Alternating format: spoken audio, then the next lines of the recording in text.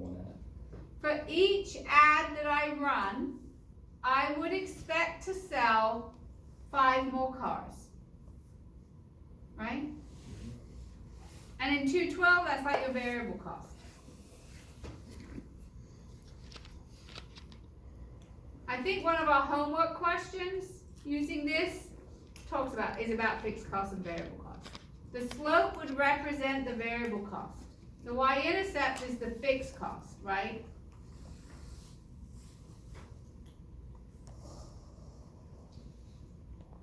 Okay, so then my slope's 5. Now I go to my y-intercept. My y-intercept, I don't have to do any more over there. My y-intercept is the mean of y, which I know to be 20, correct?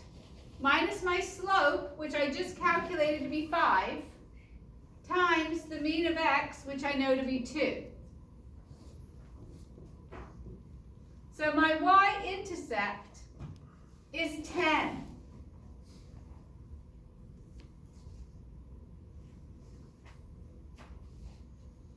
Questions about that? What does that mean? If I have a y-intercept of 10, what does that mean in this scenario? 0 ads and you sell 10 cars. Even if I don't run any ads, I'm going to sell 10 cars. If x is 0, y is 10. Okay. I don't run any ads, I'm going to sell 10 cars.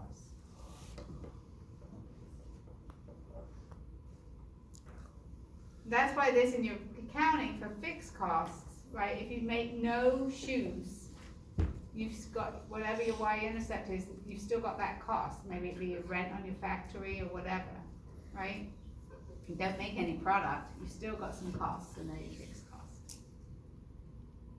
All right, so if I ask you what is the equation of the line that best fits it, it is y equals 5x plus 10.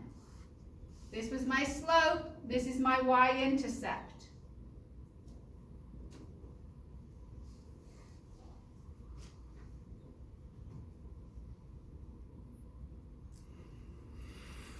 Everybody good with that?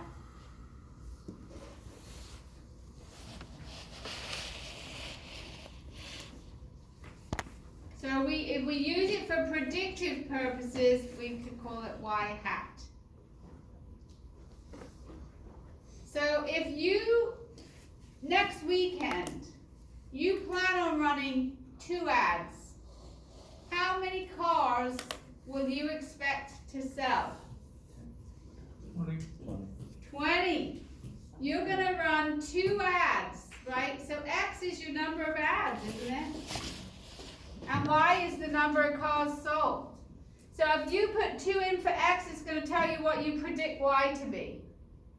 So if you run 2 ads, you will predict that you sell 20 cars, right? Because your thing looks a bit like this, where this is 10, right? And then 1 is, this would be 15, and 2, this would be at 20. Do you agree?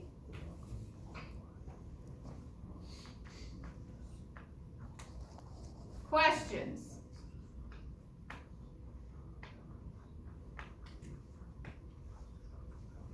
None. You're going to ace this. I used to give a project, a group project on this. And it used to be, you had to go get a month's worth of data of the Dow Jones Industrial Average, and you picked a company of your choice on the New York Stock Exchange. And you saw if the Dow Jones Industrial Average was a good predictor of your company's stock price. And I stopped doing group projects, so some people were passing who shouldn't have passed because they happened to be in a good group, because I used to do 4 group projects. But I will say, since I've stopped doing this group project, students have scored lower on this question than they used to. They used to do much better on this section of the test. And I want to say, I'm not sure if this does apply. This question on the exam is worth like 36 of the 200 points, because it also requires interpretation question, not just A lot of you are really good at calculating it, but you struggle with interpreting it, right? What does it mean? What would this mean? So it's actually when we go back and visit it, when we do a review day, it's one of the course competencies of our classes to calculate regression and correlation and interpret. It actually says and interpret what it means. So that's why it's kind of a significant part on the test. All right, so you're going to do 14D and E. So let me get that open.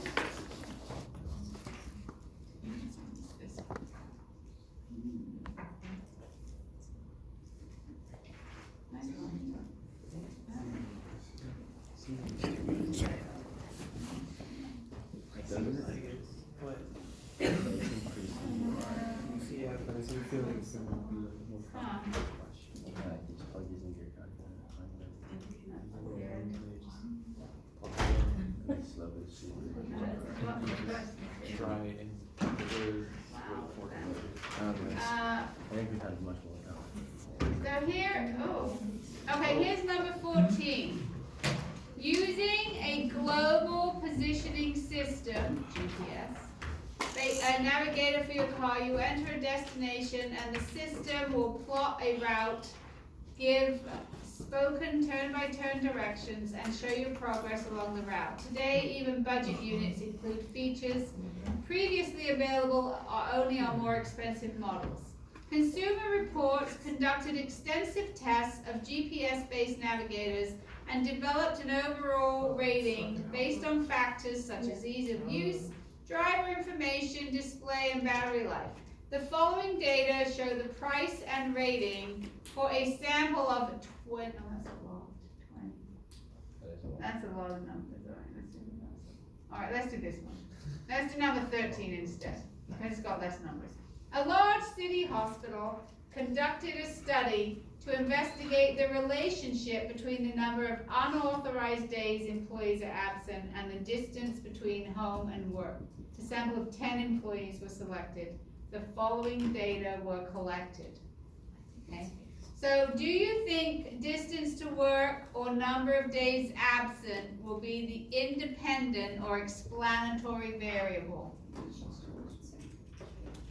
That's right.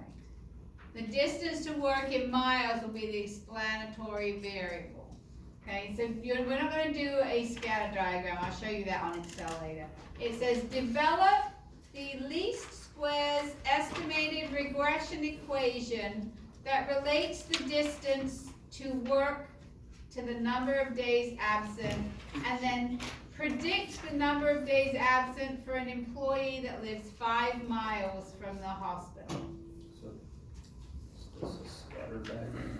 We're not going to do that. No, you're not doing A. I'm going to show you that on Excel later. So you want us to do like your whole chart? Yes, do my chart. I want to see that you get it.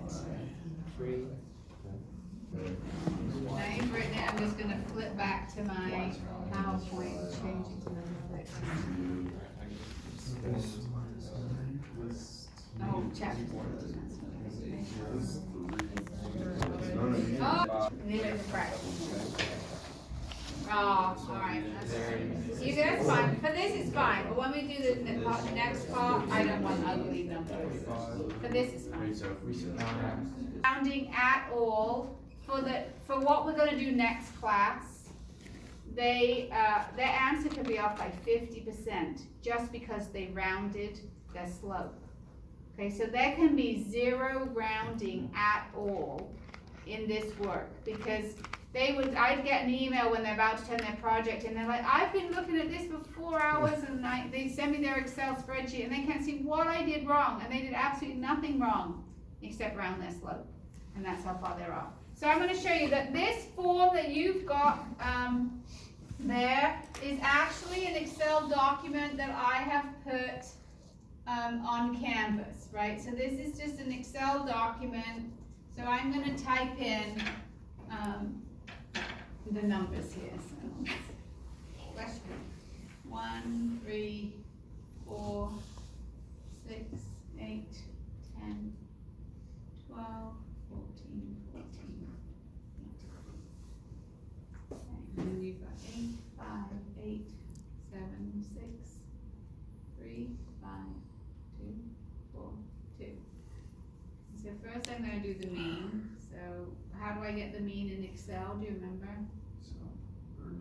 It's equals. Average. Yeah. Average. I use all these skills, so the average is 9. Okay, so that's nice that it's just, and then I copy it over. So the average of y is 5. Okay, I'm gonna bold these or I'll highlight them. So those are the means, right? They're nice whole numbers, right? So here I'm gonna go. So what it could have been 8.33333 recurring. If that's the case, no rounding. So in your calculator for this, you would put L1 minus 9, correct? But on Excel, just so you know, after I type those numbers, these numbers here, I'm not going to type anything other than formulas. Okay? So here I'm going to put equals this minus this. Okay? Agreed? Now, as I go down, the trouble, if I just copy this down, what happens? Doesn't copy the next couple of columns. Right, it automatically changes A3 to A4, which I want, don't I? But it also changes A13 to A14, and I don't want that, do I? Oh, I heard the magic word. Oh, where's my delete? So when I copy this, right, I want this A13 to stay stationary, correct? And in Excel, that is, you can put a $sign in front of the A and a $sign in front of the number 13. But the fastest way is to hit, what did you say? F4. F4. Okay, so if I put that, now it's got A3, it's much easier to type, let me make this a bit bigger, to type, I'm just trying to make this bigger. Alright, let me do it. Okay, so now that I've got this, the $signs here, now I can copy this down. Do I sum these? No, because if I sum them, what would happen? Right, this is my favorite button up here. I want to use it. It would be 0, right? All right, so here I'm going to do equals y minus, and I'm going to hit F4 as I do it. Now I can copy this down. Oh, well. Grab it. There you go. What am I going to type here? I'm going to do this times this. Do I need to keep anything stationary? No. Okay, so I'm going to take this. I gotta grab it. Do I need to sum this column? Okay, so I'm going to just do auto sum. Okay, and then here I'm going to do equals this squared. Do I need to keep anything stationary there? No. Do I need to sum this? Yes. Is that what you got? So for your slope will be this divided by this. And even though Excel's got these numbers, you still cannot use these numbers later in your equation. You have to keep this whole slope there. And then the y-intercept is the mean of y minus this times this. Okay? And that's what you did, right? That's what you did up here on the board. So I want to show you what the part A of that question is said, do a scatter diagram. So this is what a scatter diagram looks like. So if you go over here, when you do insert, remember we did some graphs way back at the beginning of the semester? this little dot, this is a scatter diagram. So I can highlight my data, not the mean. I'm gonna do a scatter diagram. This is a scatter diagram here. Okay. You can see that it's got a downward trend, can't you? That you would be expecting a negative slope. And this negative slope means for each one increase in X, you will expect a decrease in Y of 0.344. What was your X again? Miles, how far you lived from work, right? And your Y was the number of absences. So what is this saying? The further you live from work, The less absence. right, this person, right, isn't that what this was? Yeah, it just doesn't make a The lot of distance to work, the people who live close are absent the most. The people who live far away are not absent. I mean, it might not be what you think, but it's what the data says. You might think something, but when you go collect the data, it might not agree with what you thought. This is person who lives close. This person lives 1 mile away, and they've had 8 absences.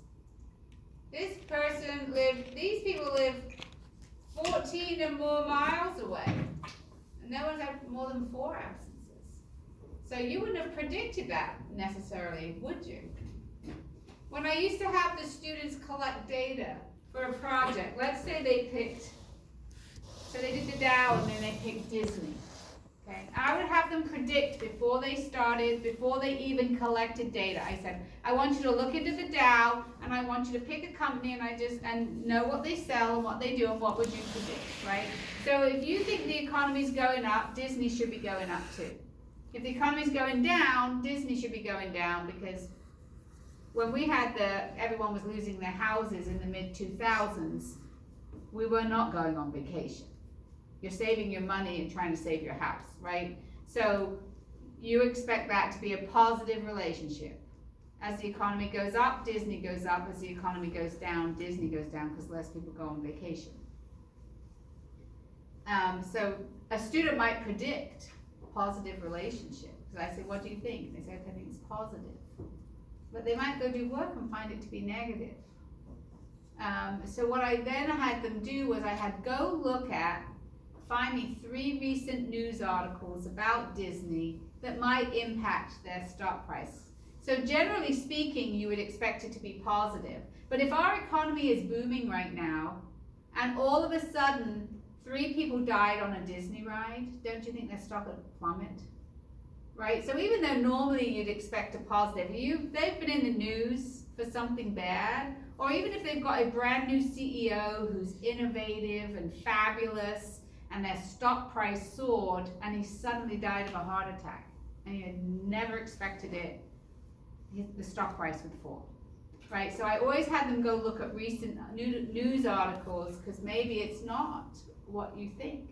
I make you think about what would you predict, then get some news articles. Does that change what you think is going to happen? And then we do the math, and then we talk about, did it match what you thought? They didn't get points off for predicting the wrong thing unless it made no sense. They'd say, oh, the economy's booming, they moved together, and then they predicted the opposite, then they would. But I mean, it's like, if you think it's going to go up, as long as you explained it, you've got all 4 points. So I would have thought the closer you live to work, the less absences you would have, right?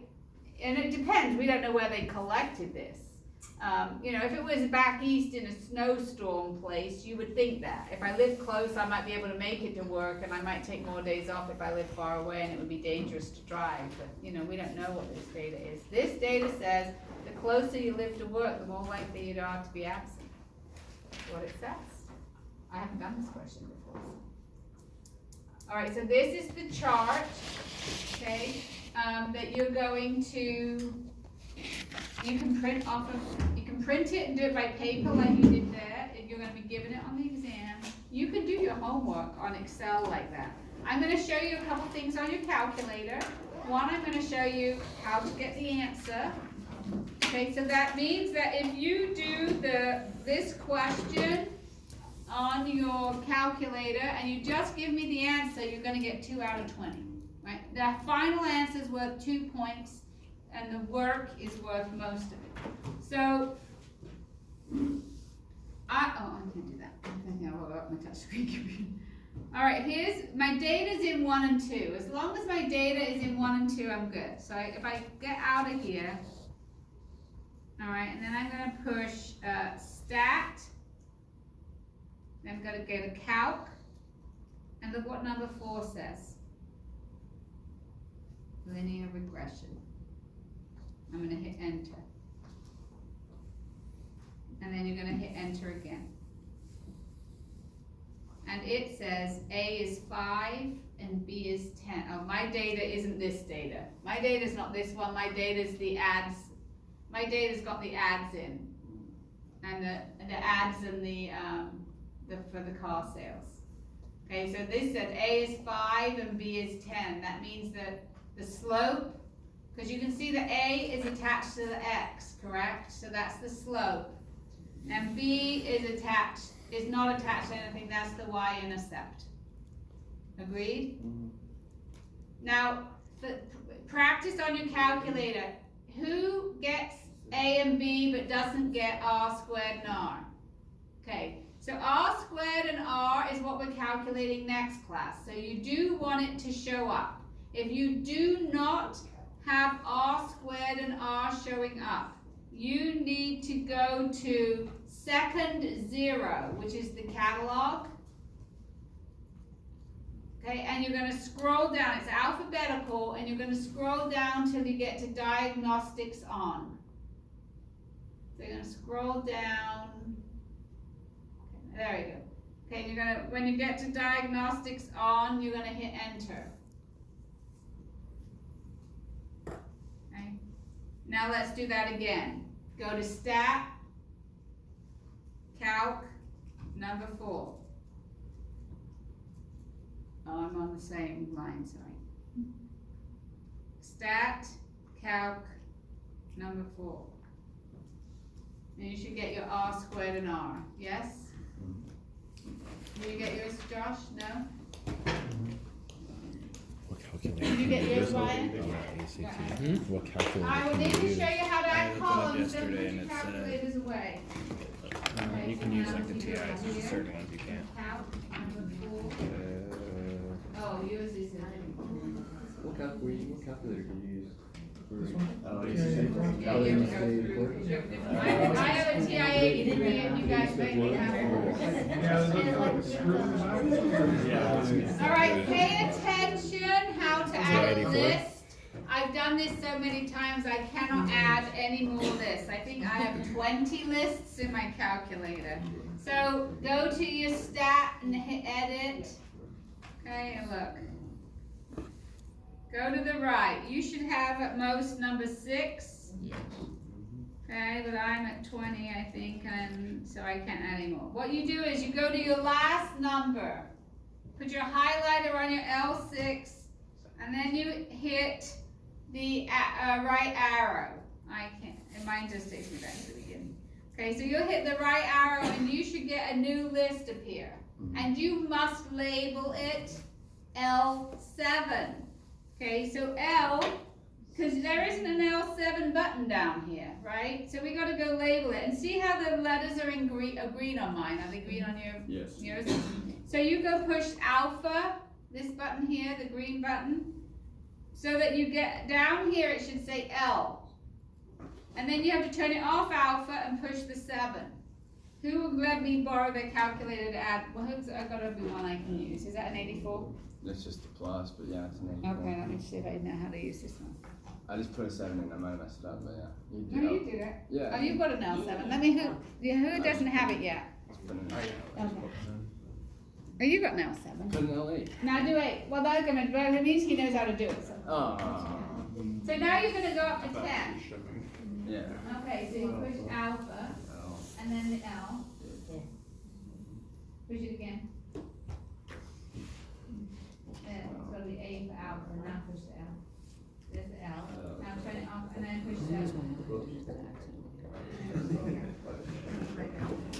And now do an 8, 9, and a 10. You need to have 10 columns, right? That's what this is on here. This is 10 columns. So we have done the first 6, and then next class we're going to do the back 4. Okay? Questions from anybody?